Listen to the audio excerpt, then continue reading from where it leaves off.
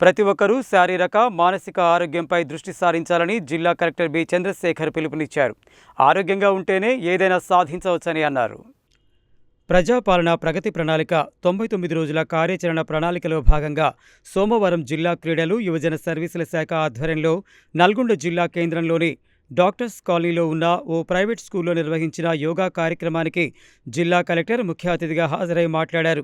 రాష్ట్ర ప్రభుత్వ ఆదేశాల మేరకు ప్రజాపాలన ప్రగతి ప్రణాళిక 99 రోజుల కార్యక్రమంలో భాగంగా అనేక రకాల కార్యక్రమాలను నిర్వహించడం జరుగుతున్నదని, ఇందులో భాగంగా ఈ నెల 18 నుండి 23 వరకు యువజన వారోత్సవం నిర్వహించనున్నామని తెలిపారు. ఇందులో భాగంగా సోమవారం ఫిట్ అండ్ యాక్టివ్ తెలంగాణలో భాగంగా యోగా కార్యక్రమాన్ని నిర్వహించడం జరిగిందని, ప్రతి ఒక్కరూ క్రీడా స్ఫూర్తిని పెంపొందించుకోవాలని, ఈ వారం రోజుల పాటు ఫిట్ తెలంగాణ ఫిజికల్ లిటరసీపై కార్యక్రమాలు ఉంటాయని చెప్పారు.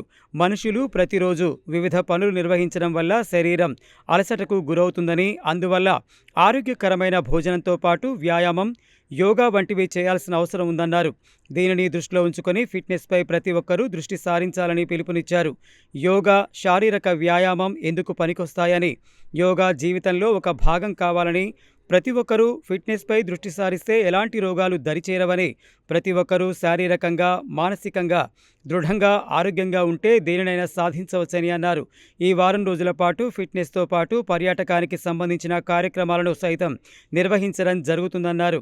స్థానిక సంస్థల ఇన్ఛార్జ్ అదనపు collector Y Ashok Reddy, ZP CEO Prem Karan Reddy, జిల్లా క్రీడలు, యువజన సర్వీసుల శాఖ అధికారి అక్బర్ అలీ, మున్సిపల్ కమిషనర్ శరత్ చంద్ర తదితరులు ఈ కార్యక్రమంలో పాల్గొన్నారు.